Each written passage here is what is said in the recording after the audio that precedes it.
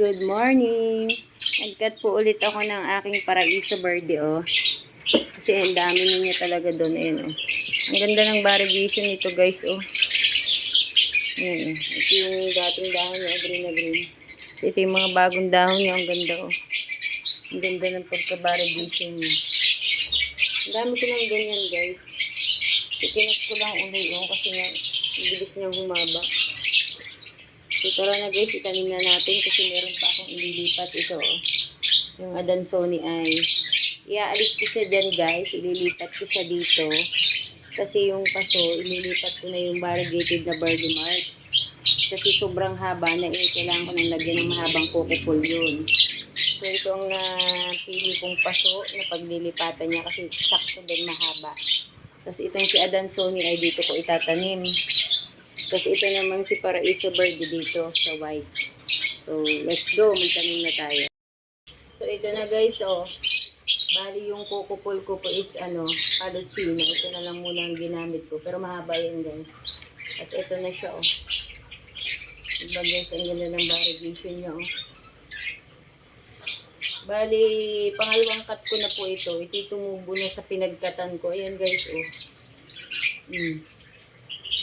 Yung top cut nito is malaki na rin. Tapos yung middle cut nun. Tapos ito pangatlong na. Tapos ayan na naman yung tubo niya. So kaya ang ganda na ulit ng variegation niya. Oh.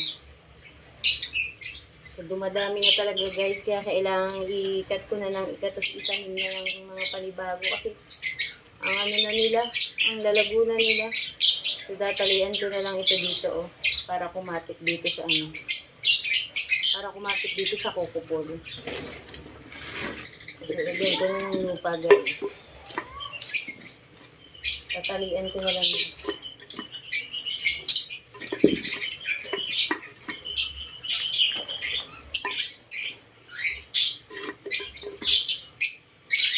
Madali lang naman, guys, mabuhay itong Paraiso Verde. Lahat ng mga philodendron, madadali lang silang mabuhay. Hindi sila masyadong mga sensitive. Kaya ng ibang halaman.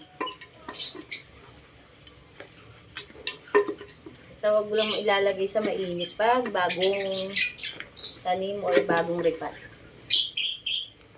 So, shaded area lang guys para hindi masusunog. Para yung dahon din niya is hindi mababago. Ganyan pa rin siya. So, ayan na guys. Tatalian ko na lang. Wait, kuka lang ako ng panali.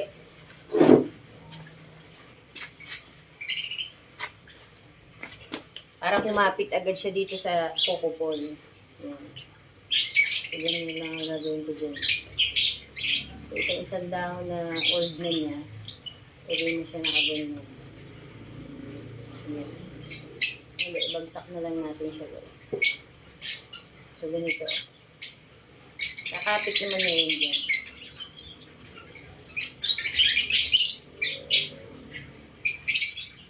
Yung mga aerial roots na siya.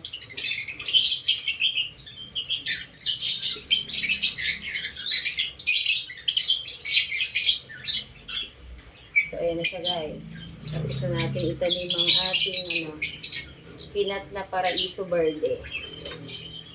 So, isusunod na natin yung ating Adansonii kasi meron pa akong iriripat na variegated na Birdie Marks. Ang ganda guys, oh. Ayan siya guys, ang ganda, oh. Ang ganda ng variegation nitong isa na to. As in variegated siya, oh. Ang ganda ng mga bagong dahon niya. Ayan, oh. Ang ganda niya guys, oh. Yan ang ating Paraiso Verde. Meron na naman tayo. Bali, ilang puno ko na ba to? Isa, dalawa, tatlo, pang-apat na to guys. Na, bali tatlo na yung natop cut ko dun sa mother. Ito yung ikatlo. So, bali apat kasama yung mother. Ayan, oh, may panibagong dahon na naman siya, oh. Ayan, oh. Ayan, panibagong dahon yung lalabas dyan guys. At ayun, aerial roots niya. Ayan, ang ganda niya. Ang ganda ng variegation.